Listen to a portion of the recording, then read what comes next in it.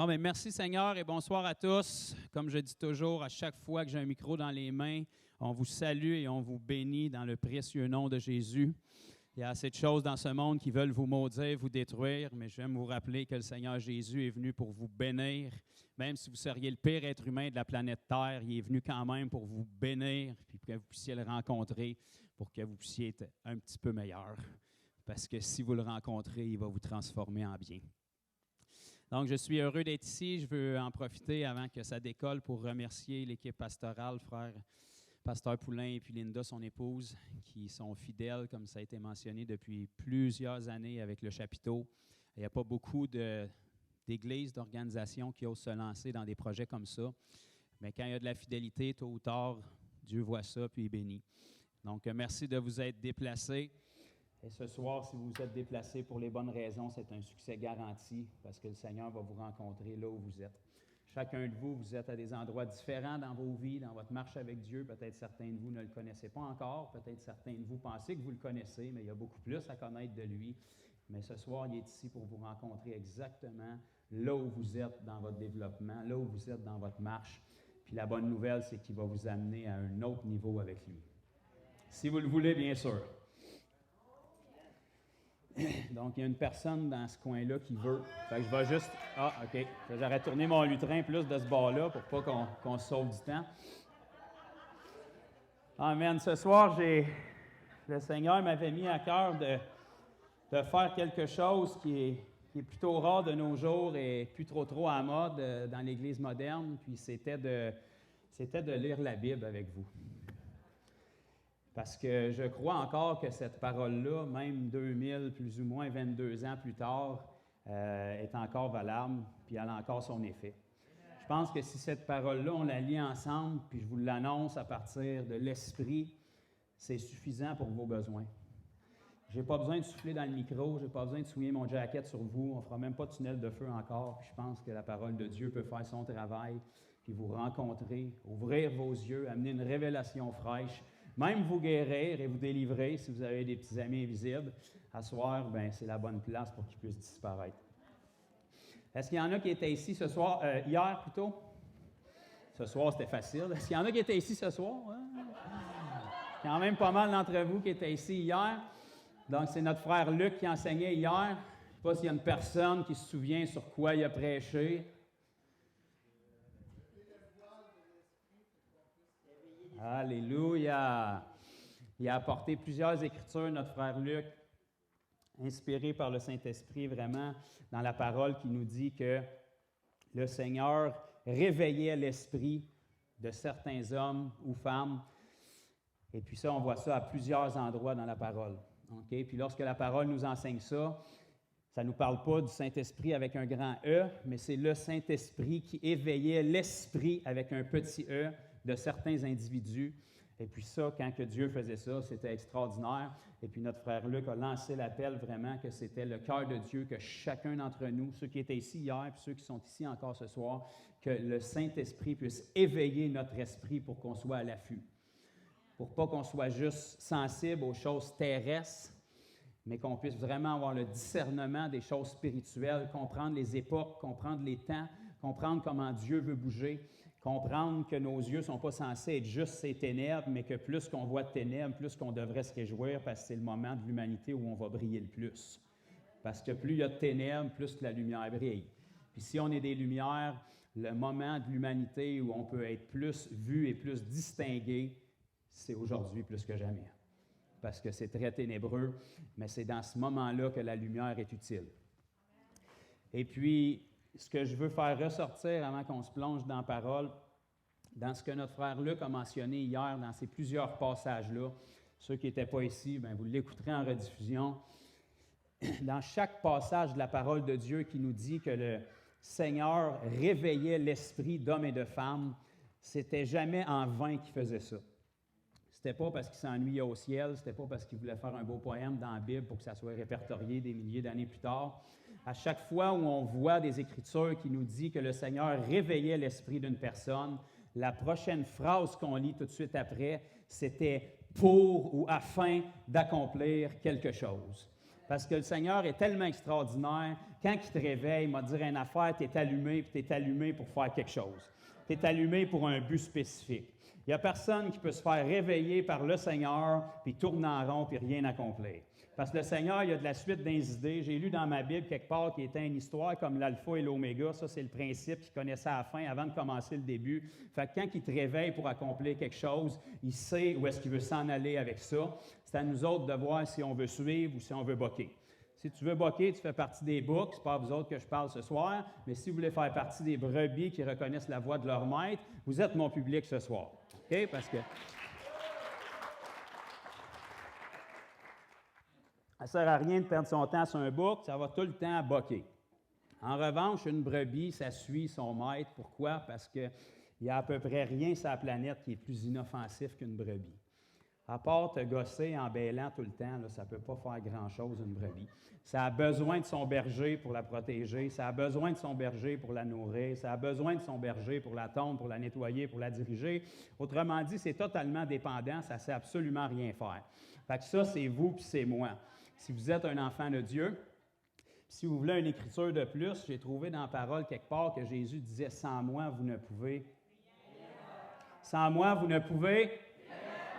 Sans moi, vous ne pouvez. Pas un petit peu, pas moyen, rien.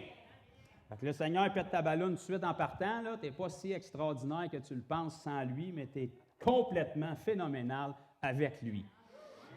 Mais pour ça, il faut que le Seigneur réveille notre esprit, puis il faut qu'il réveille notre esprit pour un but. Et c'est ça qu'on va regarder ce soir. Donc, Luc ne le savait pas hier, mais il a construit quelque chose qui est une très belle plateforme pour ce que le Seigneur veut parler ce soir. Et puis, si vous voulez ouvrir avec moi, on va faire un peu de lecture dans le livre de Philippiens.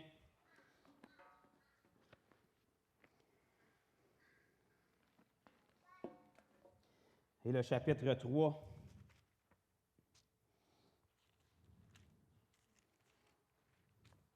Puis là, attachez votre sucre, ça va ressembler à un plan de lecture. On va lire le chapitre. Pour certains, ça va peut-être être votre plus grosse lecture du mois, là, mais on va le lire au complet. Dans l'espoir que ça va vous donner le goût de continuer après, puis de vous rendre à l'Apocalypse, puis de vous rendre compte que l'histoire finit bien quand on est du bon bord. On prie. Seigneur, on te remercie pour ta présence qui nous a précédés ici ce soir. On te remercie de nous avoir fait grâce, Seigneur, de ressentir ça dans la louange, dans l'adoration, dans cette réjouissance qu'on a eue. Et Père, on te remercie aussi pour ce que tu t'apprêtes à faire lorsque ta parole va être proclamée. Ta parole qui est vivante, efficace, plus tranchante qu'une épée quelconque à deux tranchants, séparant âme et esprit, jointure et moelle. Elle sépare les sentiments, les pensées du cœur.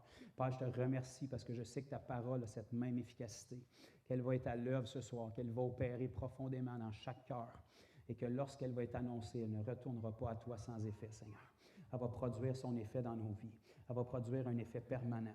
Elle va produire une liberté. Elle va produire une liberté qui demeure. Elle va établir la vérité profondément en nous, Seigneur. On te remercie pour l'œuvre de ton Saint-Esprit qui agit dans cet endroit, qui agit dans les vies qui sont devant moi ce soir, Père. Et on veut te laisser toute la place. Fais ce que tu désires en nous ce soir. Viens nous rencontrer, nous visiter à l'endroit où on est rendu dans notre marche avec toi, Seigneur. Et je te prie, Père, de guider chacune des paroles qui va sortir de ma bouche, qu'il n'y ait rien de moi et que ce soit tout de toi, Seigneur. Que tu puisses vraiment prendre le contrôle, que ton Saint-Esprit puisse amener révélation sur cette parole qui va être apportée et que cette parole puisse donner la vie dans le nom précieux de Jésus. Amen. Vous êtes prêts? Oui. Allez votre casque, bouclez votre ceinture, on décolle. Philippiens chapitre 3. Ça commence en disant « Au reste, mes frères, réjouissez-vous dans le Seigneur. » Bon, cette partie-là, on l'a faite tout à l'heure, ça a bien été. Maintenant, c'est qu'ici, ça semble être à l'impératif puis nous dire que ce n'est pas conditionnel à un événement une fois par année d'un chapiteau un jeudi soir. C'est une histoire de réjouissance constante. Puis si tu veux te réjouir constamment, ça veut dire que ta réjouissance ne peut pas être basée sur les circonstances, parce que moi, te le dire tout de suite, ça n'ira pas tout le temps si bien que ça dans ce monde. Pour reprendre quelqu'un dans la Bible qui a déjà dit, « Dans ce monde, vous aurez des tribulations. » Mais pourtant, le même livre qui avertit qu'on va avoir des tribulations dit « Réjouissez-vous toujours dans le Seigneur. » C'est pour ça que le petit bout « dans le Seigneur » est important. C'est pas écrit « Réjouissez-vous dans vos émotions, réjouissez-vous quand ça va bien, réjouissez-vous dans louange, réjouissez-vous juste après les offrandes quand que le gars n'a pas vu que vous avez donné dedans. » Non, c'est écrit « Réjouissez-vous dans le Seigneur. » Dans le Seigneur, c'est le matin, c'est le midi, c'est le soir, c'est quand ça va bien, c'est quand ça va moins bien, parce que dans le Seigneur, ça va toujours bien. On va tourner un petit peu plus par là, j'ai eu un amen de ce bord-là. Au reste, mes frères, réjouissez-vous dans le Seigneur. J'aimerais vous rappeler ici que l'homme qui dit ça, c'est l'apôtre Paul qui a passé une grande partie de sa vie à écrire des lettres aux églises dans des cachots miteux, qui encourageait les églises, qui critiquait probablement la température de l'air climatisé puis la couleur du tapis dans l'église pendant que lui était d'un cachot en train de leur dire « Secouez-vous, relevez-vous, ça va bien aller. Le Seigneur est vivant, il est ressuscité, puis on va l'avoir, les gars. »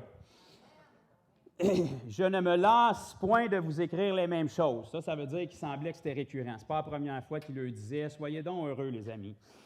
Je ne me lasse pas de vous écrire les mêmes choses, et pour vous, cela est salutaire.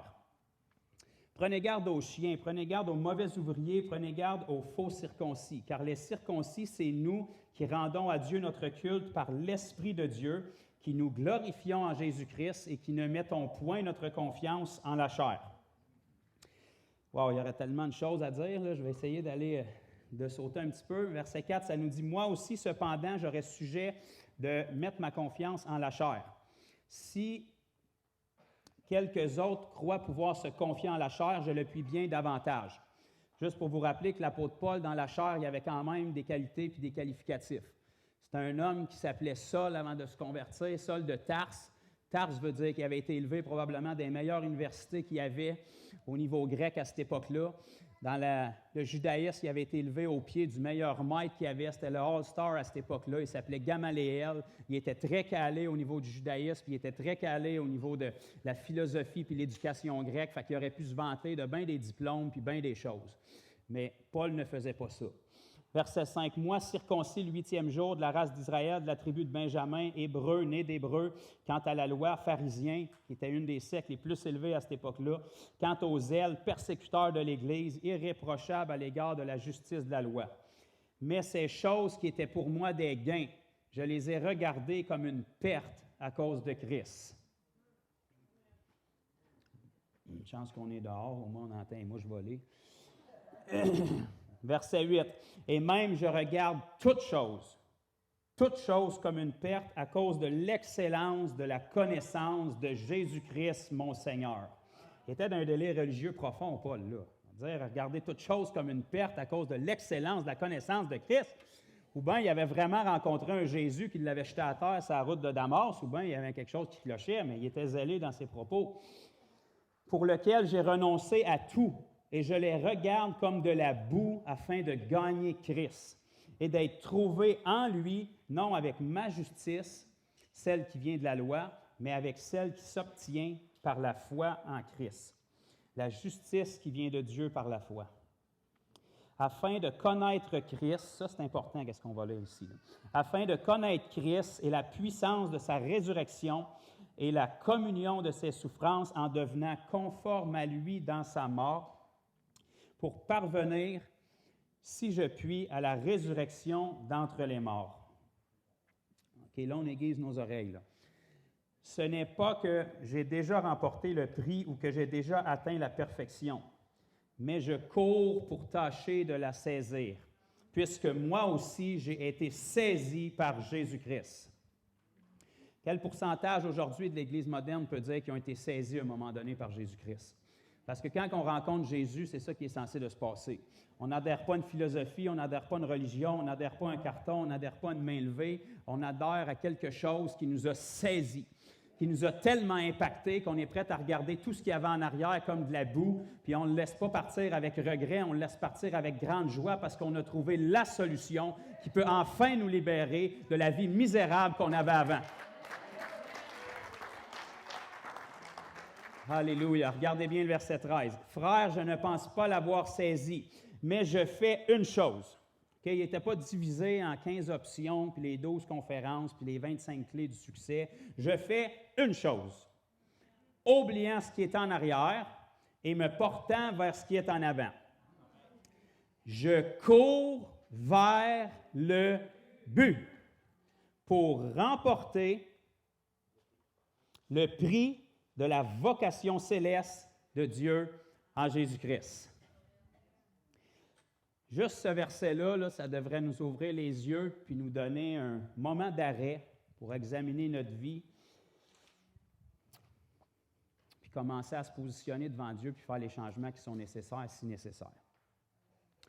L'apôtre Paul ici disait au verset 14, « Je cours vers le but ». Fait qu'il semblerait ici que Paul ne dise pas « je cours vers un but, je cours vers mon but », mais il dit « je cours vers le but ». La parole semble nous dire qu'un enfant de Dieu, il a un but premier. Ça, ce n'est pas nous qui le décident, ce n'est pas en mode, ce n'est pas selon ta personnalité, ce n'est pas selon ton Église, ce n'est pas selon ta dénomination, c'est selon la parole de Dieu. Paul disait « je cours vers le but ». Donc, premièrement, on est censé d'avoir un but. Vous savez, quand on était dans le monde, on avait des buts au niveau de notre travail, on avait des buts au niveau de nos relations, on avait des buts au niveau de nos accomplissements, on avait plein de choses qu'on voulait accomplir. Puis tristement, je me suis rendu compte que quand les gens viennent au Seigneur, on dirait que, pouf, tout d'un coup, je ne sais pas, mais ils deviennent flottants, comme on vit sur un monde d'éléphants roses puis de libellules, puis on attend, puis là, on s'en va nulle part, mais on fait juste flotter. Mais tu sais, si tu avais un but dans le monde pour réussir à accomplir quelque chose, quand tu viens au Seigneur, ça devrait être encore accru davantage. Le Seigneur, il est censé nous avoir sauvés pour un but. Pas un but qui est différent à chacun. Un but qui est unique parce qu'on est tous le même corps puis on a tous la même tête, qui est le Seigneur Jésus. Puis si tout le corps travaille pour des buts différents, bien, on n'ira pas loin. Parce qu'un corps, quand tous les membres partent de leur bord, c'est pas bon d'habitude. Ça risque de faire des petites déchirures, des petites fractures, puis ça ira pas loin. Mais en revanche, si tous les membres du corps se mettent d'accord et on avance vers un seul but, il y a des très fortes chances qu'on atteigne ce but-là. Puis l'apôtre Paul était tellement zélé, en plus de nous dire qu'il y avait un but, il nous dit qu'il court vers le but. Il ne flotte pas comme ça, là, en attendant que le Seigneur revienne. Alléluia, Maranatha, mon frère. Non, il y a un but, il est fixé dessus, puis il court vers le but. Il ne marche pas, il ne se fait pas traîner, il ne rampe pas, il court vers ce but-là. Puis il court vers le but pour quelque chose. Regardez bien, ça nous dit pour remporter le prix. Il n'y a pas personne qui compétitionne pour rien d'habitude. Si tu t'exiges des restrictions, si tu suis une diète, si tu t'efforces pour t'entraîner quand les autres sont assis sur leur steak, c'est parce qu'il y a quelque chose que tu veux remporter. Puis l'idée derrière le but, c'est de remporter le prix. Puis dans le monde, c'est pour des choses mondaines qui vont se faner et qui vont te donner un petit moment de gloire temporaire. Mais ici, on parle de quelque chose qui est encore plus glorieux. L'apôtre Paul nous parle de remporter le prix de la vocation céleste de Dieu en Jésus-Christ. Ça, c'est un homme qui avait à peu près tout ce qu'il avait besoin quand il était dans le monde. Il était très intelligent, il était très instruit, puis il était très respecté. Il a regardé tout ça comme de la boue, puis maintenant, il s'est dit, j'ai un seul but, j'ai un seul focus, puis je cours vers ce but-là, puis je ne frappe pas dans le vide pour perdre mon temps, je cours vers le but parce qu'il y a quelque chose derrière que je veux remporter. Quel pourcentage aujourd'hui de nous, en tant qu'Église, premièrement, ont un but? Deuxièmement, que ce but-là est le bon but qu'on est censé avoir en tant qu'enfant de Dieu, qu'on va regarder ce soir. Et troisièmement, qu'on court vers ce but-là. L'idée de courir, ça prend des efforts. OK? Tu peux commencer à courir mollo, mais moi te dire, quand ça fait une demi-heure que tu cours, puis une heure que tu cours, ça ne me dérange pas comment tu es en forme, ça va te demander des efforts quelque part. Puis plus tu vas aller vite, plus ça va te demander d'efforts. Puis plus tu vas aller loin, plus tu vas devoir courir longtemps. C'est-tu assez simple et naturel ce que je vous dis là?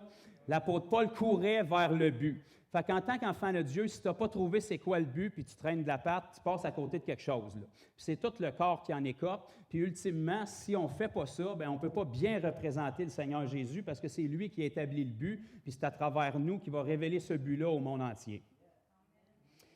Amen.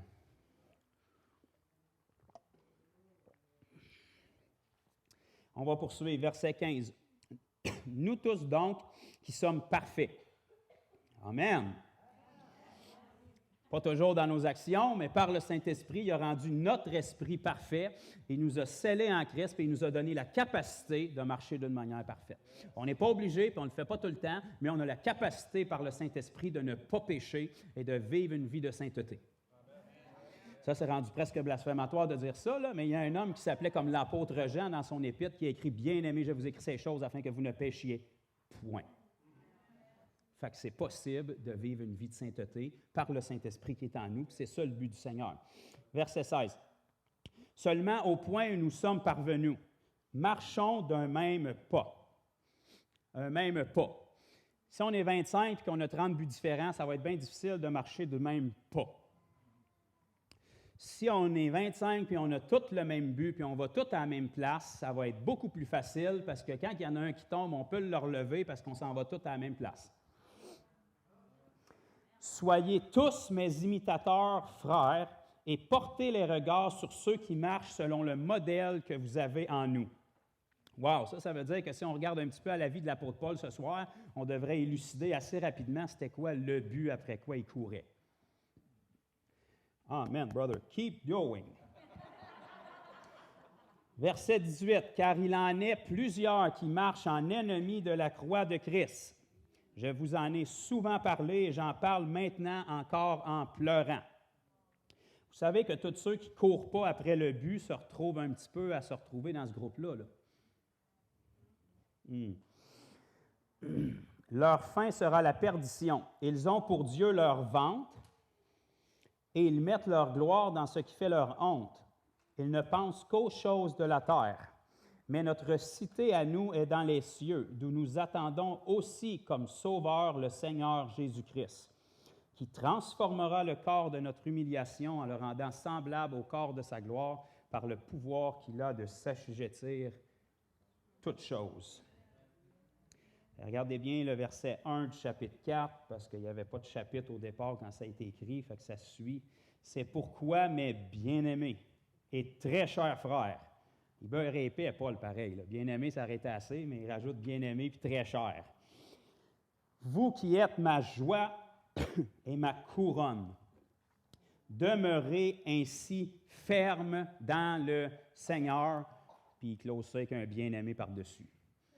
Fait que mes bien-aimés et très chers frères, vous qui êtes ma joie et ma couronne dans le Seigneur, demeurez fermes, s'il vous plaît, mes bien-aimés.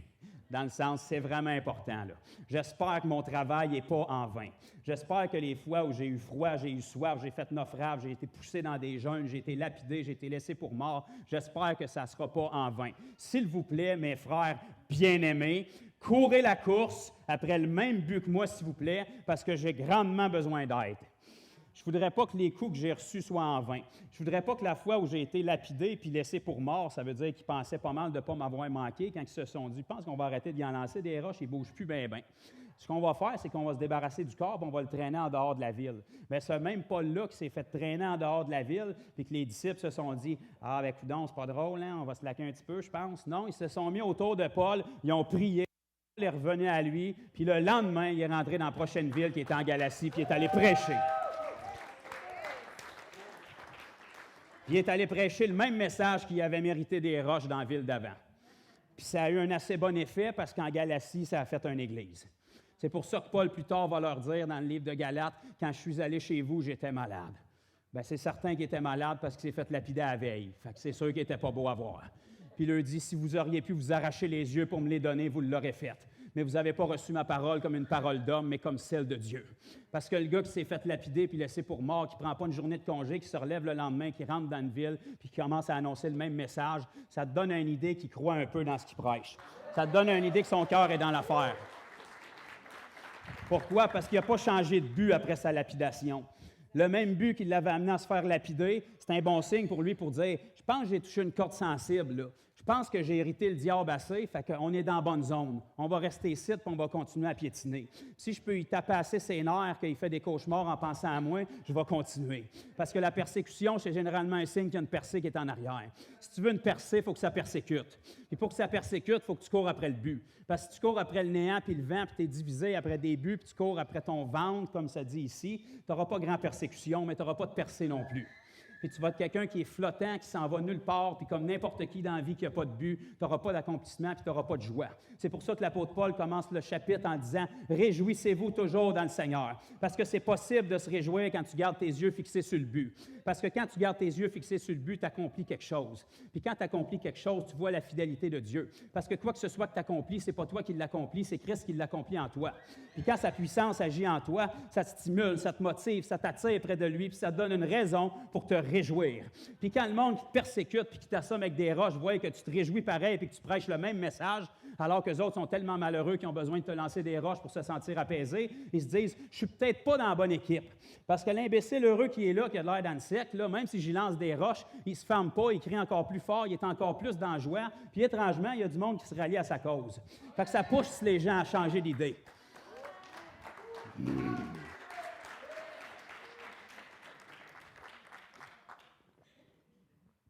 Pour ça, il va falloir qu'on comprenne qu'on a un but. On a le même but qui est commun parce qu'on a le même Seigneur puis on a le même salut. Puis le Seigneur, si c'est le même esprit qui a mis en chacun de nous, notre frère Luc l'a dit hier dans Romains 8, chapitre 11, ça nous dit « Et si le même esprit qui ressuscite à Christ demeure en vous... » Ça, c'est parce que ça fait trop longtemps que je suis dans l'Église, c'est un vieux chant, là. Si le même esprit qui a ressuscité Christ demeure en nous, il redonnera aussi la vie à nos corps mortels. Pas un Saint-Esprit junior, pas un Saint-Esprit dilué, pas un Saint-Esprit 4e variant, 12e vague de COVID qui a perdu sa puissance. Là. Le même esprit qui a ressuscité Christ d'entre les morts demeure en vous. C'est le même esprit qui a redonné la vie au corps mort de Jésus. C'est le même esprit qui redonne la vie constamment, jour après jour, à votre esprit. C'est le même esprit qui va redonner la vie à vos corps mortels si vous mourrez avant que le Seigneur revienne. Puis si vous ne mourrez pas avant que le Seigneur revienne, checkez bien l'histoire, votre corps va changer par ce même esprit-là. En un clin d'œil, c'est fini tes défauts, c'est fini tes rides, c'est fini tes cheveux gris. Un corps glorieux, va tellement être brillant qu'on ne verra plus. Ce même esprit-là, c'est le même esprit qui veut te pousser à courir vers le but, si tu le laisses faire. Pour beaucoup de chrétiens, ils ont reçu ce Saint-Esprit-là, leur cœur a été changé, leur vie a été transformée. Yes, alléluia, kumbaya, on n'en parle plus. Ce Saint-Esprit-là est pris en cage depuis ce temps-là.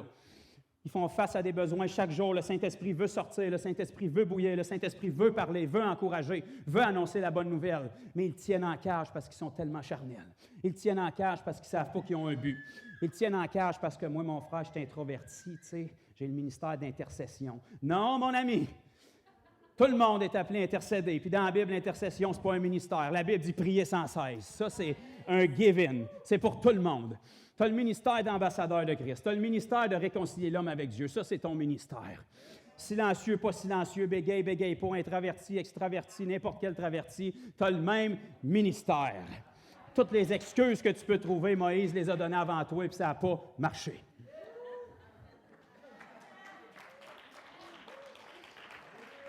Alléluia! J'ai envie de prêcher à soir. Je ne sais pas si c'est correct pour vous autres. Si on ne trouve pas c'est quoi notre but en tant qu'enfant de Dieu, puis on n'investit pas notre vie pour ce but-là, on va être flottant, puis on va faire tout sauf courir vers ce but-là. Puis encore pire que ça, là, on va se trouver des amis qui pensent pareil, puis on va trouver des versets obscurs dans la Bible pour se sentir bien dans notre état. Puis vous savez, quand tout le monde est tiède, tout le monde est en hypothermie, tout le monde crève, puis personne ne s'en rend compte. Mais dès le moment qu'il arrive quelqu'un qui est bouillant dans le tas, tout le monde se réveille, puis là, ils se disent, lui, il est dérangeant, il faut qu'on l'élimine. Dire une affaire, quand Jésus rentrait dans une pièce, la température changeait un petit peu. Les démons qui étaient assis dans la première rangée des synagogues depuis des années, puis ça ne les dérangeait pas pantoute de se faire lire les Écritures. Quand Jésus rentrait dans la pièce, tout d'un coup, il y avait un petit désagrément qui se passait là. Pourtant, il lisait les mêmes livres de la loi que les scribes et les pharisiens. Pourquoi? Parce que la température était plus élevée. Notre frère Luc l'a dit hier, les mouches, ça ne se pose pas sur une poêlonne brûlante. Ça se pose sur quoi de confortable, sur quelque chose de confortable.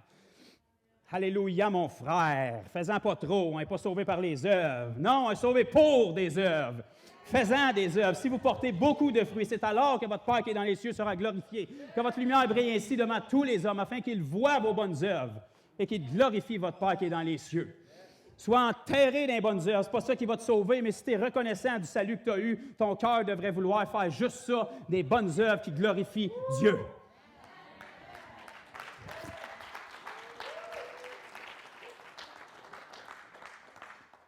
Vous savez, si on veut découvrir le but, là, je vous fais languir parce qu'il y en a probablement qui savent tous c'est quoi le but, mais on regarde tout à gauche puis à droite, puis on va attendre de voir c'est quoi la révélation. Mais qu'on l'ait, on va l'étudier dans le grec et dans l'hébreu pour être sûr que c'est ça, parce qu'on ne veut pas le... On le sait c'est quoi le but, mais on tourne autour du pot, puis on l'étudie dans toutes les langues, mais dans le fond, on le sait très bien c'est quoi, parce que le Saint-Esprit en nous pousse tous à la même chose. Parce que le même Saint-Esprit qui poussait Jésus à avoir la vie qu'il a eue, c'est le même Saint-Esprit qui a poussé les apôtres à avoir la vie qu'ils ont eue. Si vous regardez la vie des apôtres, ça ressemblait pas mal à celle de Jésus. Puis le même Saint-Esprit qui poussait les apôtres, c'est le même Saint-Esprit qui est allé chercher Saul de Tarse, qui a donné 3-4 taloches qui tombent à terre, puis le rend aveugle un petit peu pour le faire réfléchir. Puis ce même apôtre Paul-là a fait la même chose que Jésus puis les apôtres. Parce que c'est le même Saint-Esprit. C'est le même Saint-Esprit qu'on a en nous. Vous savez, le peuple d'Israël, dans l'Ancien Testament, il nous est donné pour nous servir d'exemple. Pas pour qu'on s'identifie à lui. OK? Le monde aime ça s'identifier à tout sauf Jésus. Oui, mais l'écharpe dans la chair de Paul, mon frère. Oui, mais Job. Oui, mais Jésus. Mettons qu'on voudrait s'identifier à Jésus. Puis les histoires de l'Ancien Testament, on est là pour apprendre leurs erreurs, pas pour refaire les mêmes, puis trouver des versets à mettre par-dessus. OK? Le peuple d'Israël, dans l'Ancien Testament, il y en a peut-être qui s'en souviennent, à un moment donné, ils se sont trouvés des problèmes. Puis ils étaient esclaves en Égypte avec Pharaon. Il y en a-tu qui ont lu cette histoire-là? Affaire d'Exode, là, puis... Bon. Fait que là, on a un paquet d'Israélites qui sont le peuple de Dieu. Ils ont l'alliance avec Dieu. Ils ont décidé de faire à leur tête, donc inévitablement, ils se retrouvent dans un problème. Pas dur de se retrouver dans un problème. On va te dire une affaire, pour chaque kilomètre d'autoroute, tu as 2 kilomètres de fossé à chaque bord. C'est bien plus facile de te ramasser dans le clos que de rester sur la ligne droite.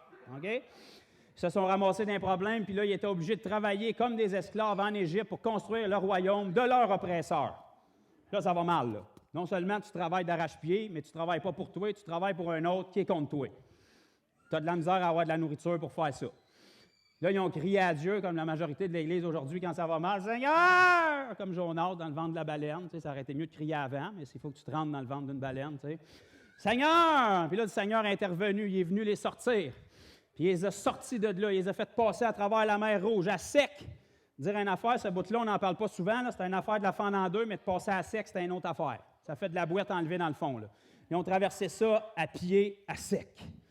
Puis là, ils ont été libérés de leur oppresseur, puis ils se sont ramassés dans le désert. Mais tu sais, l'idée, c'était de se rendre en terre promise. Hein. Canaan, le lieu d'abondance, le lieu de repos, où coule le lait et le miel. Des grappes de raisin, tu amènes ça avec un 2x4 là-bas. C'était un pays d'abondance. Mais au lieu de ça, ils ont tourné en rond combien de temps? 40 ans. Puis ceux qui ont tourné en rond ne l'ont même pas eu, la terre promise, parce qu'ils étaient incrédules, endurcis de cœur, cou raide, syndrome du torticolis. On va prier pour ça ce soir, si vous avez ça.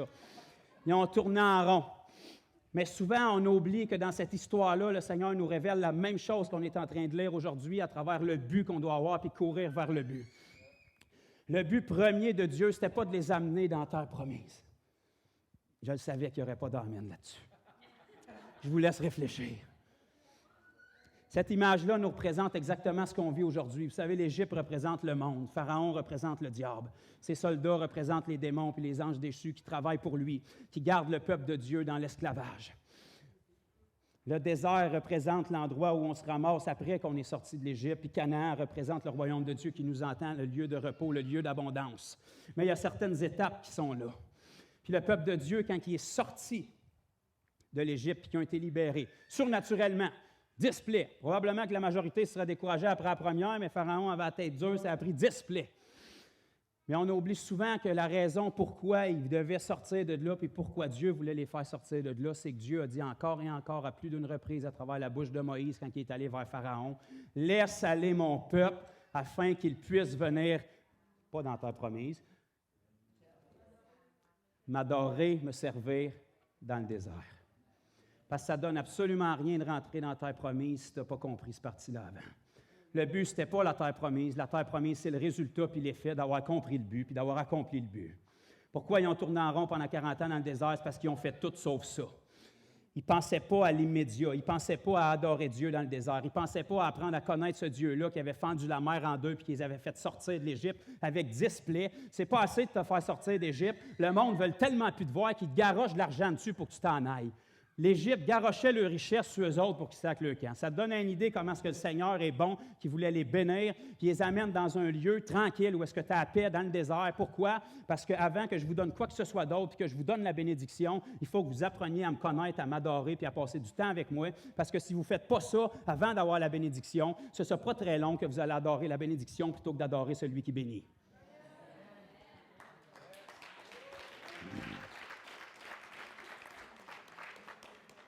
Puis lorsqu'ils se sont retrouvés dans le désert, ils faisaient tout sauf ça. Ils pensaient à la terre promise, puis c'était comme un désir lointain, comme la majorité des chrétiens. On va-tu être bien au ciel, mon frère, alléluia. Ou bien ils pensaient à leur vie passée, puis ils médisaient contre Moïse, tu serais arrêté mieux de nous laisser en Égypte. Au moins, là-bas, on pouvait manger. Un petit peu de temps en temps, mais on pouvait manger. Là, on est pogné dans le désert avec de l'eau pure qui sort des roches puis de la manne qui tombe du ciel fraîche tous les matins. Tu aurais dû nous laisser en Égypte. Plutôt de vivre la bénédiction de Dieu puis de passer du temps avec leur Dieu, d'apprendre à le connaître, ils vivaient soit dans le passé ou soit dans l'espérance, mais ils sont complètement passés à côté. Ils ont tourné en rond après leur queue puis sont morts dans leur incrédulité. Ce n'est pas très, très différent de ce que je peux voir aujourd'hui dans l'Église moderne. On vit dans l'espérance d'un royaume de Dieu à venir, ou bien on regrette ce qu'on a perdu quand on était dans le monde parce que maintenant, on ne peut plus sacrer, on ne peut plus mentir, on ne peut plus voler, puis il faut payer nos impôts. Mais dans le moment présent, tu as été amené dans le désert pour pouvoir chercher ton Dieu et le connaître. Ce Dieu-là qui est extraordinaire, ce Dieu-là qui avait saisi l'apôtre Paul, est supposé nous avoir saisi au point qu'on désire le connaître. Puis l'idée de Dieu derrière le fait que son peuple devait le connaître, c'était pour un but très clair. Si son peuple apprend à le connaître, Dieu va pouvoir déverser la bénédiction sur son peuple, en sorte que son peuple se serait démarqué de tous les autres peuples, puis Dieu se serait fait connaître comme le seul Dieu véritable, le Dieu d'Abraham, d'Isaac et de Jacob, le seul Dieu réel qui existe vraiment, le Dieu des miracles, le Dieu tout-puissant. Il se serait fait connaître à tous les autres peuples de la terre à travers l'obéissance de son peuple. C'est exactement la même chose pour chacun d'entre nous aujourd'hui. Si on ne court pas après le but qui est de connaître Christ intimement et de connaître la puissance qu'il a fait se réveiller de la mort, notre vie ne pourra pas être transformée, on ne pourra pas se distinguer des autres. Puis le cœur de Dieu, c'est qu'on puisse le connaître pour le faire. Le cœur de Dieu, c'est qu'on puisse le connaître pour le faire. Amen. Tu sais, si le Seigneur veut se faire connaître à du monde qu'il ne connaisse pas, il va falloir qu'il passe quelque part par du monde qu'il connaisse. Mais si les seules personnes sur la terre qui peuvent le connaître ne le connaissent pas, fait que là, tu as pas mal du monde qui ne le connaisse pas. Ça ralentit les projets pas mal, hein? Ça peut ralentir de 40 ans à tourner en rond, puis à critiquer contre ton maître. Moïse, qui était une image de Jésus, qui était le Messie, le Sauveur, puis le dirigeant qui leur avait été envoyé, plutôt de passer du temps avec Dieu puis d'être reconnaissant, aussitôt qu'il partait, quelque chose comme un petit 40 jours sur la montagne, il se disait, ben, tu sais, on pourrait faire fondre nos bijoux puis se faire un veau d'or. Plutôt de servir un Dieu qui a fendu la mer en deux et qui nous a fait sortir avec toutes les richesses d'Égypte, on serait mieux d'adorer des bijoux fondus. Ça semble une bonne idée. Qui est d'accord? On le fait. Ça, c'est parce que tu ne connais pas ton Dieu. Ça, c'est parce que tu connais Dieu pour ses miracles, mais tu ne l'as pas rencontré. Ça, c'est parce que tu connais Dieu pour ce qu'il peut apporter à ton petit ventre, mais tu n'as pas d'amour pour lui. Tu ne désires pas le connaître. Tu ne peux pas chanter comme on a chanté tantôt s'il me manque. Je le loue avec d'autres choses parce que tu vas critiquer pourquoi tu n'as pas de main. Si tu n'as pas de main, on veut prier pour que tu en aies. Mais entre-temps, loue ton Dieu. Arrête de le servir pour ce qu'il peut t'apporter, mais sers-le pour ce qu'il t'a déjà apporté. Même s'il t'aurait juste donné la vie éternelle, puis il ne redonnerait rien de toute ta vie, puis ta vie serait une misère, il t'a déjà donné un cadeau que tu ne pourras jamais lui rendre. Si tu as vraiment été saisi par Jésus-Christ, même si ta vie était terrible ici-bas, puis ce n'est pas la destinée que le Seigneur a pour aucun d'entre nous, même si ta vie était terrible ici-bas, ça devrait déjà être meilleur que la vie que tu avais, parce que quand tu as été saisi par Christ, tu regardes les choses du passé comme de la boue. Tu es prêt à me payer le montant que tu veux pour que je retourne dans mon ancienne vie. Il n'y a pas de danger que j'y aille. Parce que quand j'ai crié au Seigneur et qu'il est descendu vers moi pour venir me sauver de ma vie, je criais de toutes mes forces pour qu'il vienne me libérer de cette vie-là. Je ne veux pas y retourner, puis je ne veux pas savoir comment proche je peux jouer de la ligne du péché sans être condamné. Non, je veux m'en tenir le plus loin possible. Je suis assez content d'avoir été libéré de ça. Montre-moi où la ligne, puis je peux te dire que je vais courir vers le but par l'autre bord. Puis je peux te dire que je vais pogner tout le monde que je vois en chemin, puis je vais les amener avec moi. Va pas jouer là, je suis allé là. C'est très dangereux, c'est très mauvais. Tu as l'impression que tu es heureux, mais le lendemain, tu as besoin d'encore plus pour être plus heureux. Puis entre chaque bonheur, tu es encore plus découragé, puis tu es encore plus en détresse. Puis ça te prend quelque chose de nouveau, puis quelque chose de plus fort pour avoir ne serait-ce qu'un petit moment d'apaisement. Mais avec le Seigneur, c'est de la paix, de la joie, de l'amour, de la gloire, puis tu peux être heureux en tout temps, à jeun. Mais ça, tu ne pourras jamais dire ça avec une conviction si tu ne l'as pas vécu. Tu ne pourras jamais dire ça avec une conviction si tu n'as pas été saisi par ce Jésus-là. Tu auras beau crier en même temps que tous les autres dans l'Église, puis connaître tous les chants par cœur, puis avoir tous les plus beaux drapeaux pour danser en avant. Tu peux même faire de la peinture prophétique, mon gars. Si tu n'as pas rencontré Jésus, tu n'as pas été saisi par lui, ton cœur n'a pas été changé, tu ne seras pas capable de te tenir pour dire ça. Puis si tu ne le connais pas intimement, tu ne seras pas capable de le faire connaître efficacement. Je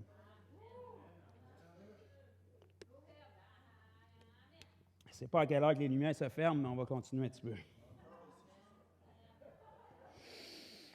L'apôtre Paul courait vers ce but-là.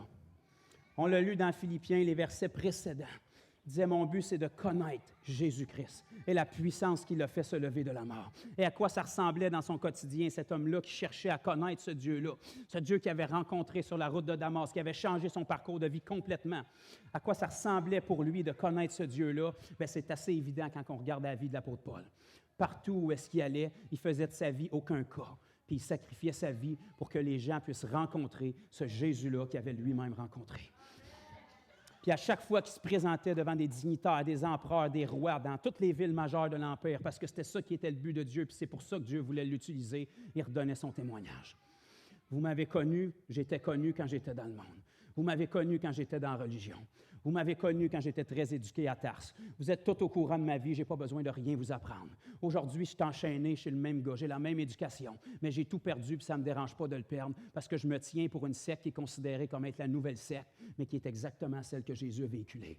Puis au contraire de toutes les autres sectes, quand le gourou mourait, la secte s'éteignait. Mais pourtant, quand Jésus est décédé, puis qu'eux autres ne croyaient pas qu'il était ressuscité, au lieu de s'éteindre, ça allait exploser. Puis quand le diable a fait l'erreur de venir tuer le premier martyr, puis qu'il pensait d'être bien content, qu'il avait parti le parti en enfer avec du gros AC/DC qui jouait, m'a dit une affaire, s'est tiré dans le pied pas mal. Parce qu'en faisant ça, ils pensaient d'éteindre l'Église, mais au lieu de ça, ils ont explosé, se sont dispersés, puis l'Évangile s'est rendu vers les non-juifs, puis c'est à cause de cette erreur-là qu'on est là aujourd'hui.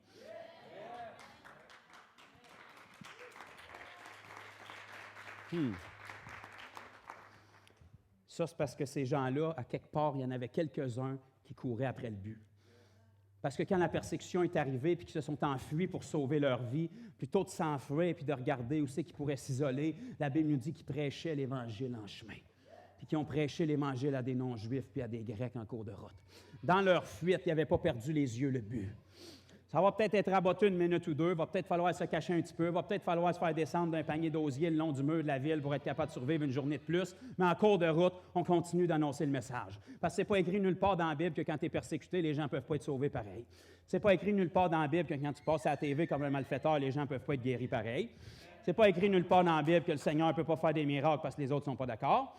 C'est pas écrit nulle part dans la Bible que quand les gens ne sont pas d'accord et ils pensent que tu es un imbécile heureux dans une nouvelle secte, qu'il n'y a pas de vie qui peut être transformée quand même. C'est pas écrit nulle part dans la Bible que même si les gens ne croient pas dans les démons et qu'ils leur donnent des pilules, les gens ne peuvent pas être délivrés quand même.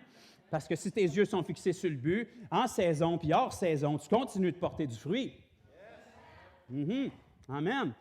Puis là, on s'apprête à rentrer dans bien des saisons qui sont hors saison. Puis là, ceux qui faisaient partie des boucs, ils n'en porteront pas de fruits. Mais si on fait partie des brebis puis que nos yeux sont sur le but, pendant que tout le monde va installer dans la boîte, nous autres, on va courir vers le but. Puis là, on va se démarquer. Puis là, les gens vont dire « Wow! Le Dieu de ces gens-là, je le veux. » Ce que le peuple d'Israël n'a pas réussi à faire dans le désert, maintenant, nous qui est le peuple de Dieu, on peut réussir à le faire. On peut réussir à le faire connaître à toutes les langues, toutes les tribus, toutes les nations. Pourquoi? Parce qu'on a tous le même but. Puis on court vers ce but-là. Pas de difficulté à parler de ce Dieu-là parce qu'on l'a rencontré. Il nous a saisis. Puis il ne nous a pas seulement saisis une fois. En 1992, mon frère, c'était un mardi soir, pas grand monde dans l'église. J'ai entendu l'appel, versé une larme, avancé, j'ai été sauvé, j'ai encore ma carte de membre, je l'ai plastifiée. Alléluia. Merci Seigneur pour ça. Mais encore, qu'en est-il depuis? Ah, ben tu sais, faut être fidèle jusqu'à la fin, hein? Amen. Faut être fidèle jusqu'à la fin. Par contre, la fidélité selon Dieu, c'est bien différent des fois de ce que nous autres, on appelle de la fidélité. Tu sais, rester au Seigneur, continuer d'avoir un poisson collé sur ta valise de char, puis une Bible avec un petit verset collé sur ton frigidaire, d'assister à l'Église année après année, même d'être impliqué dans l'Église, ce n'est pas nécessairement ça de la fidélité. Même si tu mets la main dans ta poche pour semer dans le royaume, gloire à Dieu si tu le fais, mais ce n'est pas nécessairement que ça de la fidélité, parce que la Bible nous dit, puis c'est Jésus qui l'a dit dans une parabole qui est la parabole des talents, que les seuls qui peuvent se mériter bons et fidèles serviteurs, ce n'est pas ceux qui ont juste resté accrochés puis qui ont rendu au maître ce qu'ils avaient reçu, c'est ceux qui ont fait.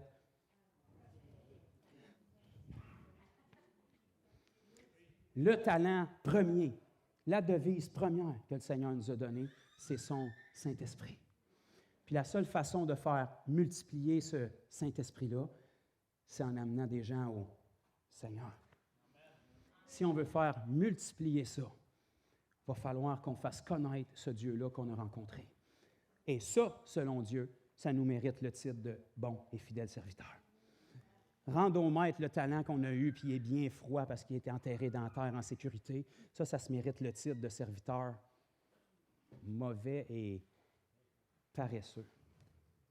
Je le sais que c'est dur, j'ai la même Bible que vous autres. Mais si on n'a pas 3-4 taloches, on ne se réveillera pas. Mais le Seigneur veut réveiller notre esprit pour qu'on puisse accomplir le but, pour remporter le prix de la vocation divine en Jésus-Christ. Parce que le travail qu'on fait ici, il n'est pas en vain. La Bible nous dit qu'un verre d'eau donné à un de ses plus petits ne sera pas oublié. Tous les gens qu'on arrache aux griffes du diable, qu'on amène dans le royaume de Dieu, pour l'éternité, je peux vous garantir qu'ils vont vous en être reconnaissants. Ça, c'est quelque chose qui a une valeur éternelle. Ça, c'est quelque chose qui mérite qu'on investisse notre temps ici-bas. Ça, c'est quelque chose qui mérite qu'on arrête de prendre Dieu comme un génie dans une lampe qu'on frotte avec les 2-3 versets pour avoir nos souhaits, puis on le remet sur la tablette après. Il n'est pas là pour servir ton ventre et tes besoins. Tu es là pour le servir. On a été créé par Dieu et pour lui être utile. Si le Seigneur ne nous a pas de disponible pour se servir de nous, qui, si tu veux, qu'il prenne? Il ne peut pas prendre les anges pour annoncer l'Évangile. Ils ne la connaissent pas encore. La Bible nous dit qu'ils aimeraient ça plonger leur regard dans ce que nous, on a. C'est incompréhensible. Ils peuvent l'apprendre ici, mais ils ne l'ont pas vécu. Il n'y a aucun ange au ciel qui peut dire qu'il a été racheté, qu'il a été régénéré, qu'il a reçu le Saint-Esprit. Ils sont peut-être bien extraordinaires, puis on a hâte de voir les plumes qui ont ses ailes, mais ils ne peuvent pas dire ce qu'on a. Ils ne peuvent pas prêcher cet évangile-là parce qu'ils ne le connaissent pas, puis ils ne le comprennent pas comme nous, on le comprend parce qu'on l'a vécu. Mais si le Seigneur veut faire connaître ce message-là, il n'y a que nous. Je vous annonce qu'on est l'équipe d'élite du Seigneur. Ça ne ressemble peut-être pas à ça quand tu te regardes dans le miroir. Le monde autour de toi ne sont peut-être pas d'accord avec l'idée, mais selon Dieu, c'est ça. Imagine-toi qui est en train de faire ses équipes de ballons chasseurs puis qui choisit le monde, là, il te prend toi. Puis là, tu fais « Moi? Tu ne m'as pas vu jouer? » Il voit quelque chose que tu ne vois pas. Il voit quelque chose en toi que toi, tu ne vois pas. Il voit quelque chose en toi que toi, tu ne soupçonnes pas. Parce que quand il t'a façonné dans les profondeurs de la terre, puis qu'il t'a tissé, puis qu'il connaissait tes jours avant qu'aucun d'eux n'existe, il savait la destinée qu'il avait écrite sur ta vie. Puis pour mettre la destinée qu'il a mise sur ta vie, il savait qu'il fallait qu'il mette les qualités en toi pour t'accomplir cette destinée-là. Puis pour que cette destinée-là puisse s'accomplir avec les qualités qu'il a mises en toi, il fallait que la seule et unique qualité qui a de l'importance revienne en toi, puis ça, c'est son Saint-Esprit. Si tu es saisi par Jésus puis que ce Saint-Esprit-là revient en toi, là, tu peux entrer dans les projets, la destinée qu'il y a pour toi. Tu peux commencer à courir vers le but. Tu n'es pas distrait, tu n'es pas divisé à 1001 endroits. Tu as un but, tes yeux sont fixés dessus, tes pensées sont nourries de choses-là. Puis ce que tu contemples, c'est ce qui est glorifié dans ta vie. Là où tu mets tes yeux, là va être tes actions, puis là va être ton cœur. Mets tes yeux sur les choses célestes. Mets tes yeux sur les aspirations. Le ciel, ce n'est pas juste quelque chose qui est à venir. On peut vivre le ciel ici-bas, maintenant. Le ciel est venu s'établir en vous maintenant. Le ciel, puis le royaume de Dieu s'approche des gens maintenant à travers vous. Jésus a dit, le royaume de Dieu maintenant, il n'est pas sous une forme qui tape à l'œil, mais il est sous sa forme invisible. Le royaume de Dieu maintenant, il est en vous. La seule façon que le royaume de Dieu peut s'approcher de ceux qui ne le connaissent pas, c'est à travers vous puis moi. Mais ça, si on est divisé avec 12 buts puis qu'on a à peu près 1% de notre temps pour ce but-là, ça n'ira pas loin. Puis on n'aura pas de difficulté à trouver des amis qui ont à peu près le même problème que nous. Puis on va se faire un groupe en marge qui ont à peu près les mêmes idéologies. Puis pendant ce temps-là, il n'y a personne qui court après le but, puis il n'y a personne qui accomplit quoi que ce soit. Puis on se dit, il fait donc bien noir dans ce monde-là, c'est donc bien ténébreux. C'est certain, si toutes les lumières sont dans le même coin puis ils ne bougent pas, il n'y a pas grand-chose qui va se passer. Savez-vous comment ça prend de chrétiens pour changer une lumière brûlée? 1. Parce que tristement, tous les autres prient contre les ténèbres, mais il y en a un qui s'est dit, « Hey, on va arrêter de prier, on a rien à le faire. » Tu sais, c'est pas plus compliqué que ça, dans le fond. On le complique parce qu'on ne veut pas changer la lumière. Puis on prie pour que l'autre ait la révélation. Puis l'autre prie pour que tu aies la révélation. Puis l'autre étudie le grec pour prier dans une langue obscure pour que tu aies la révélation. Puis l'autre prie en langue pour que tu aies la révélation.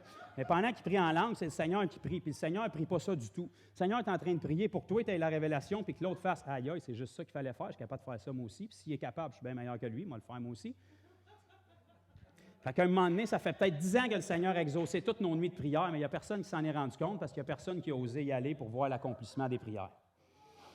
Puis Puis là, on rit tout, mais dans le fond, on devrait dire « Ouch! C'est bon, Seigneur! Assomme-moi encore! » Jésus s'est tenu dans la synagogue quand il a commencé son ministère dans la ville où il avait été élevé, Capernaum, Nazareth, puis il a déroulé le rouleau du prophète Isaïe. Il a trouvé un passage spécifique. Et puis il a dit quoi?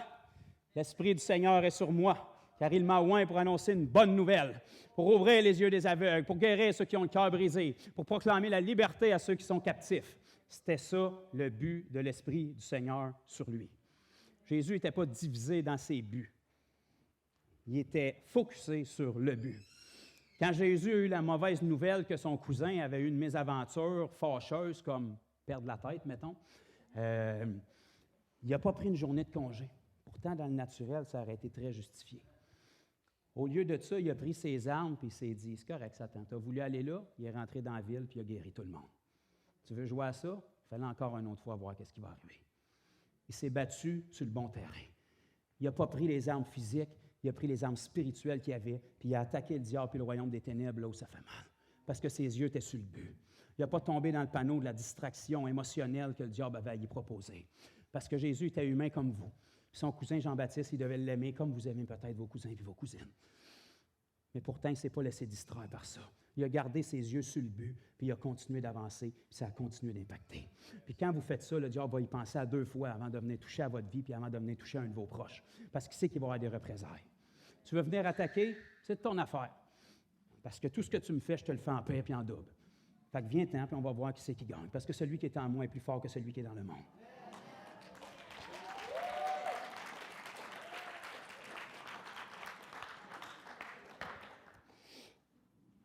Actes chapitre 24.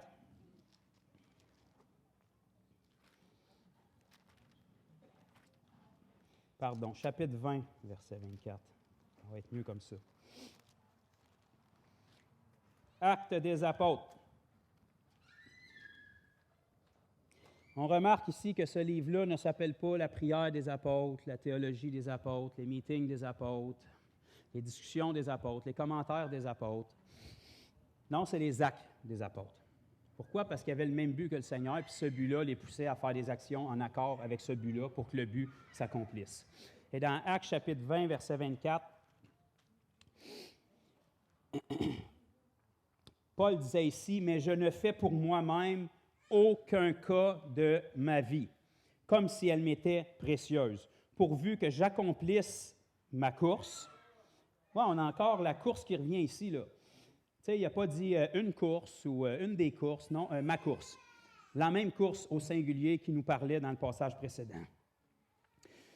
Pourvu que j'accomplisse ma course, et regardez bien, avec joie. Pourquoi? Parce que quand tes yeux sont sur le bon but, ça va être une joie d'accomplir ta course, peu importe comment il y a de difficultés, parce que tu étais déjà prêt qu'il y ait des difficultés en cours de route.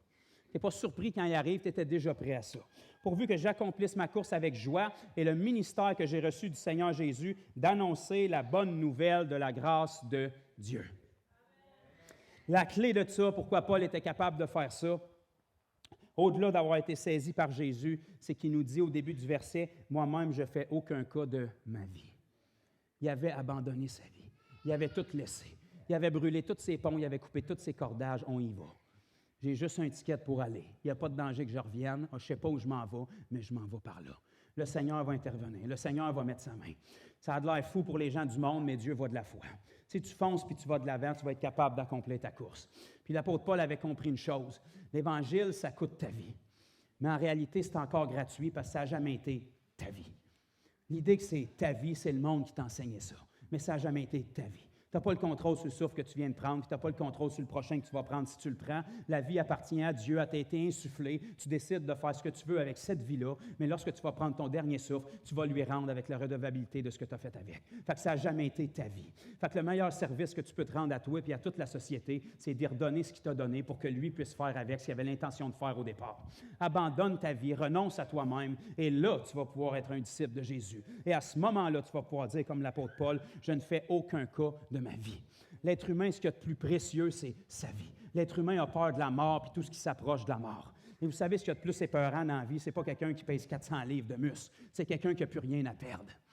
Si tu n'as plus peur de la mort, il n'y a plus rien qui t'arrête. Tu es sans limite.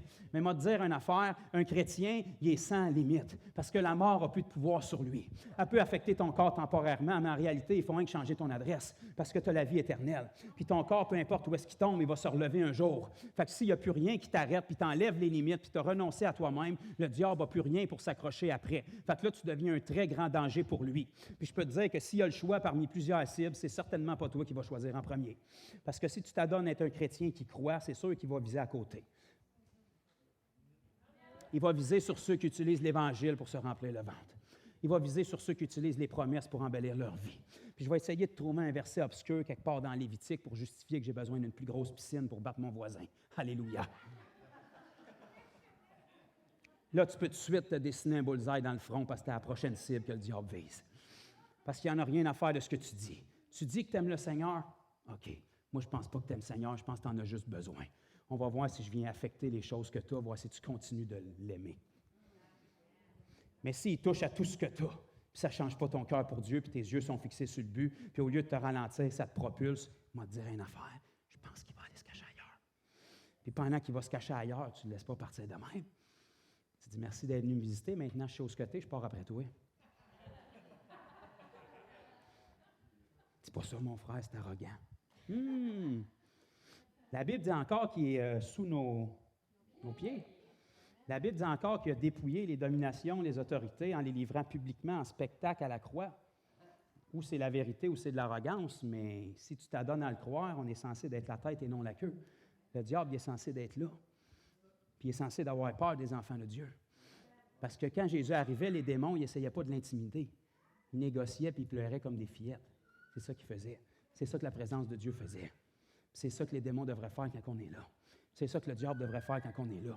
Mais ça ne se passera jamais si on n'a pas les yeux fixés sur un seul et même but. On ne travaille pas ensemble en tant que corps, puis on ne fonce pas de l'avant pour avoir une force d'impact.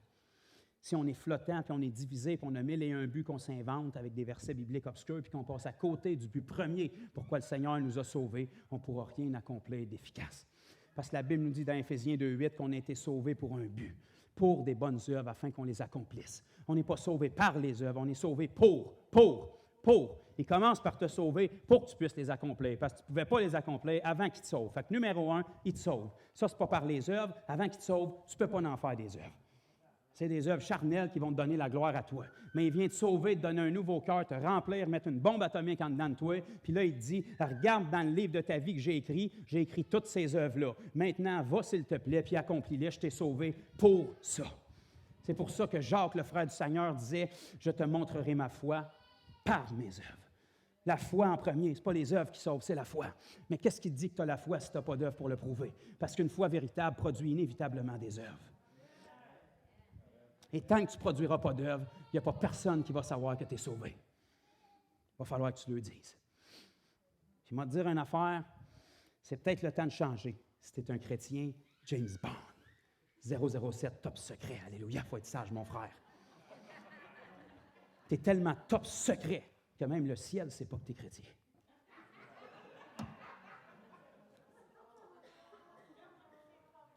Ouch! Mais c'est ça pareil. Le monde entier devrait le savoir par nos paroles et par nos actions. Romains, je vais essayer de terminer avec ça. Romains chapitre 15.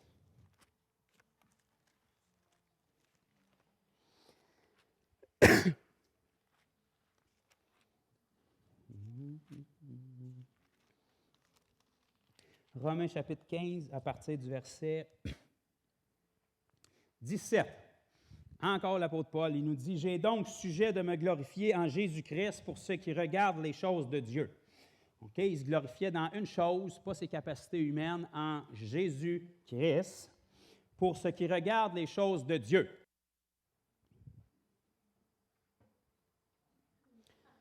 Bon, OK. Car je n'oserais mentionner aucune chose que Christ n'a faite par moi. Autrement dit, je ne vous parlerai pas d'aucun de mes accomplissements hors que ce que Jésus a fait par moi. Vous êtes-vous intéressé de l'entendre? Bien, il s'apprête à vous le dire. Je vais vous montrer ma foi par mes œuvres. Je vais vous montrer qu'est-ce que ça donne courir après le but. pour remporter le prix de la vocation céleste. Amener les païens à l'obéissance par la parole et par les actes, par la puissance des miracles et des prodiges, par la puissance de l'Esprit de Dieu, en sorte que depuis Jérusalem et les pays voisins jusqu'en Illyrie, j'ai abondamment répandu l'Évangile de Christ. Le même apôtre Paul qui disait à la communauté de Philippe, « Soyez mes imitateurs et les autres qui sont des modèles comme moi. » Pourquoi? Parce qu'il a mis ses yeux sur le but. Il a été saisi par Jésus, puis il a réalisé qu'il a été saisi pour un but. Je suis saisi pour rencontrer Christ afin de devenir son porte-parole et de le faire connaître jusqu'à mon dernier souffle. Puis quand mon dernier souffle va être arrivé, il y en a déjà un autre pour prendre la relève parce qu'on est plusieurs. Puis si tu penses d'arrêter l'Évangile en tuer un, j'ai une bonne nouvelle pour toi. Il y en a 10 autres qui sortent avant même que tu en aies tué un. Parce que c'est le même message, c'est le même esprit. Tu peux arrêter un corps, mais tu ne peux pas arrêter un esprit. Puis le royaume de Dieu, il va s'établir sur terre, que tu le veuilles ou non. Puis il n'y a rien ni personne qui peut arrêter le message. Puis il est trop tard pour le diable, il a manqué son coup. Il a déjà essayé de détrôner Dieu, puis ça n'a pas marché. Il a essayé de voler le règne aux êtres humains, mais le Seigneur est venu nous le redonner. Maintenant, la seule chose qu'il peut faire, c'est essayer de te venir jouer ici pour te ralentir puis perdre du temps. Mais il y a quelqu'un quelque part qui va se réveiller puis dire « Hey, la terre puis les royaumes d'ici-bas, ça appartient à ceux qui ont un nombril, pas toi, Satan. Tu ne fais pas partie de l'Alliance, toi. Tu n'es pas un enfant de Dieu. Moi, j'ai été placé ici-bas, puis dans la Genèse, ça dit « Soyez féconds, multipliez-vous, dominez sur la terre et assujettissez-la. » Ce n'est pas le mandat qui a été donné au diable, ça, c'est le mandat qui a été donné aux hommes. Fait que je vais reprendre ma place. Satan, tu vas retourner à ta place, tu vas être sous nos pieds, puis on va reprendre les royaumes d'ici-bas en annonçant la bonne nouvelle, puis en ayant nos yeux fixés sur le but.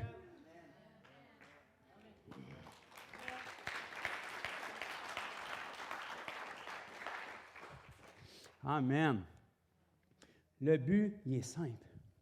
Il n'est pas toujours facile à accomplir, mais il est simple. C'est nous qui veulent le compliquer. Le Seigneur te dit « guérir les malades ». Oui, mais dans le grec, des fois, c'est comme, tu sais, peut-être que, non, guérir les malades. Annonce la bonne nouvelle.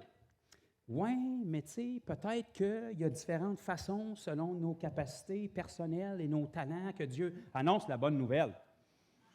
De quelle manière? Prends le modèle qui est Jésus. Tu as du temps de lousse pour rajouter de tes qualités personnelles là-dedans, tant mieux, mais commence par le modèle qui est Jésus. Annonce la bonne nouvelle. Pas la condamnation, la bonne nouvelle. Tu peux être sauvé. Il y a encore de l'espoir. Tu peux être guéri. Tu peux être délivré. Tu es mort puis tu ne m'entends pas. Tu peux être ressuscité. C'est une bonne nouvelle. On commence avec ça et on répond abondamment à la bonne nouvelle de Jésus-Christ. De Jérusalem jusqu'en Illyrie, avec toutes les villes voisines, avec des signes, des prodiges et des miracles. Et Paul dit, moi, j'ai fait ça, puis ça a bien marché parce que j'en ai amené une multitude à ma suite. Soyez mes imitateurs comme je le suis moi-même de Christ. Parce que si je vis, c'est plus moi qui vis, c'est Christ qui vit en moi. Et si le Christ qui vivait en Paul le poussait à faire ça, c'est le même Christ qui vit en chacun de nous qui veut nous pousser à faire la même chose. Donc, la seule personne qui ralentit les choses, c'est nous. C'est notre incrédulité, c'est notre chair, c'est notre inconfort, c'est les liens qu'on a gardés. On abandonne juste assez pour pas que ça fasse trop mal. Mais on se garde une porte de sortie. On a un plan B. Je peux peut-être pratiquer des choses mondaines encore si je mets des mots chrétiens par-dessus puis je le fais avec d'autres chrétiens. Non. Sois saint comme Christ est saint. Recherchez la sanctification sans laquelle personne ne verra le salut. Essaie de ressembler zéro aux gens du monde parce qu'ils ne veulent pas quelqu'un qui les ressemble, ils veulent quelqu'un qui s'en est sorti de leur situation. Ils imitent les gens qui leur ressemblent parce qu'ils n'ont jamais vu rien d'autre. Mais qu'est-ce qui arrive s'ils voient un autre modèle? Qu'est-ce qui arrive s'ils voient un enfant de Dieu? Qu'est-ce qui arrive s'ils voient quelqu'un qui est rempli de joie, peu importe les circonstances? Qu'est-ce qui arrive s'ils voient quelqu'un 2000 ans après la résurrection d'un personnage historique qui croit encore que quand on prie sur quelqu'un en son nom, les miracles se produisent? Qu'est-ce qui arrive s'il rencontre quelqu'un qui n'a pas peur de perdre sa vie pour l'Évangile parce que, de toute façon, il a déjà perdu sa vie. C'était la première affaire qu'il a faite en signant le contrat. Quelqu'un qui n'a pas peur de perdre sa vie pour le Seigneur, mais au-delà de ça, quelqu'un qui n'a pas peur de vivre pour le Seigneur. Vous savez, j'ai été à un moment dans ma vie où je priais le Seigneur puis je disais, « Seigneur, je veux vraiment que tu disposes mon cœur pour que je sois prête à perdre ma vie pour toi s'il faut. » J'étais vraiment sincère. Si quelqu'un me mettait un fusil sur la tempe ou si j'étais proche de la mort, je veux te rester fidèle, je vais être prête à perdre ma vie pour toi. Ça devrait être le désir de chacun d'entre nous. Mais je n'avais même pas fini ma prière puis le Seigneur m'a parlé. Puis, oui, mais si tu es prête à mourir pour moi, tu es prête à vivre pour moi? Qu'est-ce qui arrive si aujourd'hui, je ne te demande pas de mourir pour moi, je te demande juste de prier pour la personne à la caisse en avant de toi? Oh, j'aimerais mieux mourir, moi. On rit, mais c'est la réalité. On est prêt à mourir pour le Seigneur, mais on n'est pas prêt à parler de Jésus à quelqu'un. Qu'est-ce qui arrive si aujourd'hui, il ne dit pas, c'est pas aujourd'hui que je veux que tu meurs. Aujourd'hui, je voudrais juste que tu vives pour moi une journée de plus. Parce que comment est-ce qu'ils pourront croire d'un message s'ils ne l'entendent pas? Puis comment est-ce qu'ils vont pouvoir l'entendre si personne n'est envoyé pour les annoncer? Puis les gens qui sont envoyés pour les annoncer, ce n'est pas de prier pour que le Seigneur envoie tout le monde sauf toi. C'est de prier pour que le Seigneur envoie du monde pour t'aider. Parce que si tu es là, tu vas te rendre compte que tu n'y arriveras pas tout seul. Comme Jésus est extraordinaire, puis il n'est pas arrivé tout seul. Puis que ses apôtres qui avaient le même esprit, ils ne sont pas arrivés tout seuls. Puis que toute l'Église primitive qui grandissait de jour en jour, ils ne sont pas arrivés tout seuls parce qu'il y a encore du monde à sauver aujourd'hui. On a besoin de chacun de nos frères et sœurs. On a besoin d'avoir le même but, le même cœur. On a besoin de se barrer les bras ensemble puis de dire, on s'en va dans le donjon des gladiateurs, ça va fesser, mais il va avoir un impact. Puis de toute façon, le pire qui peut arriver, c'est qu'on perde notre vie, mais on l'a déjà abandonné, cette vie-là. Puis quand les apôtres étaient battus, ils se réjouissaient d'avoir été jugés dignes de participer aux souffrances de Christ. Ça m'a dit, si tu as juste effleuré le Seigneur, tu ne seras pas capable de faire ça. Il va falloir que tu sois saisi par le Seigneur. Il va falloir que tu aies une relation avec lui. Il va falloir qu'il vienne réveiller ton esprit afin que tu puisses courir la course puis achever ce qu'il t'a demandé de faire. Est-ce que mon frère Luc a encore quelques mélodies à venir me jouer pendant que je parle dans ce micro-là? Est-ce que ça fait du sens, ce que je vous ai dit ce soir? Est-ce que c'était compliqué? Est-ce que c'est faisable? Ça a déjà été fait. Luc l'a lu hier, il n'y a rien de nouveau. Tout ce qui existe a déjà existé. Il n'y a rien que le Seigneur vous demande de faire qui n'a jamais été accompli. Jésus a dit, « Celui qui croit en moi ». Puis il a même dit, en vérité avant. Jean 14, verset 12. « Celui qui croit en moi ». Là, il vient de former un nouveau groupe, là. Fait que si tu t'adonnes à être un croyant, tu es fait pogner dans le groupe, puis tu ne le savais peut-être même pas, là, mais « Celui qui croit en moi fera les mêmes œuvres que j'ai faites et même de plus grandes. » Ça, c'est un rêve farfelu pour la majorité de nous. Mais pourtant, c'est dans la Bible. Parce que Jésus a dit, « Parce que je m'en retourne auprès du Père. » J'ai eu seulement 3 ans de ministère. Puis j'ai bouleversé le monde en sorte que 2000 ans plus tard, chacun de vous puis moi, on est là. Parce qu'il y a quelqu'un quelque part qui a eu un impact. Mais il dit, moi, je m'en retourne auprès du Père. Puis chacun de vous, si vous êtes des croyants, vous pourrez faire les mêmes choses que j'ai faites et même de plus grandes. Parce que vous n'avez pas seulement 3 ans. Pour beaucoup d'entre nous, ça fait 10 ans, 20 ans, 30 ans, 50 ans des fois qu'on a rencontré le Seigneur. Combien d'opportunités qu'on a de faire connaître ce Dieu-là qu'on a rencontré. Quand on l'a rencontré, on était tout feu, tout flamme. On était tout excités. Les papillons dans l'estomac, les frissons. On avait hâte de finir de travailler pour s'enfermer dans notre chambre, pour passer du temps avec. Parce qu'il était tellement bon. On s'en foutait de ce que le monde pensait quand on lui parlait de Jésus, parce qu'on savait la relation qu'on avait avec lui. Mais si cette relation-là n'est pas soutenue, 10 ans après, on n'en parle plus parce qu'on est sage, mon frère. Mais cette relation-là, ce même Jésus que tu as rencontré, tu te dois d'entretenir cette relation-là avec lui. Quand Dieu t'a sorti de l'Égypte pour t'amener dans le désert, c'est pour que tu puisses le rencontrer. C'est pour que tu puisses l'expérimenter. C'est pour qu'il puisse être vivant. Oui, la terre promise s'en vient, mais avant d'aller dans la terre promise, on a du travail à faire ici. Le Seigneur veut se faire connaître à toutes les tribus, toutes les langues, tous les peuples. Puis tu es l'instrument qu'il a choisi pour manifester sa gloire. Pour ça, il faut avoir un même but. Pendant qu'on va louer le Seigneur, pendant que mon frère va être inspiré, joue ce que tu veux, Luc, ça ne me dérange pas. Je veux qu'on prenne un temps. Oui, on va prier pour les gens qui sont malades. Oui, on va prier pour ceux qui ont des besoins. Mais tous ceux qui ont été impactés ce soir, si c'est moi qui t'ai impacté, reste dans ta place, s'il te plaît. Mais si c'est le Seigneur qui t'a parlé, qui travaille ton cœur, qui met des choses en lumière, qui t'a révélé des choses, qui t'a peut-être dit, tu as bien commencé, Mais vous savez, le Seigneur, dans son amour, la meilleure chose qu'il peut faire, si on prend un mauvais tournant, si on devient tiède, si on se refroidit, c'est de venir nous dire, mon enfant, reviens. Reviens dans le milieu. Sors du fossé, reviens dans le milieu de la route. Retrouve ton premier amour, retrouve ton feu, retrouve ton but. Mets tes yeux dessus, puis investis tes efforts. Travaille ton horaire pour que la qualité et la quantité de ton temps soient axés à me faire connaître. Et s'il y en a ici ce soir qui ont perdu des yeux le but en cours de route, pour une multitude de raisons qui sont peut-être justifiées, je n'ai pas besoin de prier pour vous. Vous pouvez simplement venir pendant qu'on va louer. Venez vous mettre en avant. Répandez votre cœur devant le Seigneur. Dites-lui ce qui doit être dit. Demandez-lui pardon si ça doit être fait. Consacrez les parties de votre vie que vous avez gardées pour vous. S'il y a des choses qui vous enchaînaient encore, qui vous tenaient liés, c'est le temps de les laisser tomber. C'est le temps de dire, Seigneur, je t'avais peut-être laissé 90 %, mais là, le 10 % qui manque, je veux te le laisser. Je veux que tu aies tout. Je veux que mes yeux soient sur le but. Je veux me réveiller le matin avec ce but-là. Je veux que tu m'endormes le soir avec ce but-là. Je veux que tu brûles en moi tellement que quand les gens me regardent brûler, ils pognent en feu, eux autres aussi. Je veux parler d'un Dieu qui est bon parce que je vis comment il est bon. Je veux annoncer une bonne nouvelle parce que je réalise qu'elle est bonne pour moi. Si c'est ton cas ce soir, viens devant le Seigneur. Tu n'as pas besoin que personne t'impose les mains. Viens lui répandre ton cœur, viens lui exprimer ton cœur et crie à lui. Tu dis, Jésus, touche-moi. Sans toi, je ne peux rien faire. Change mon cœur, touche-moi, change ma perspective. Et le Seigneur va le faire parce que sa grâce est ici pour ça. Et puis après ça, tous ceux qui ont des besoins, on va prier pour vous aussi.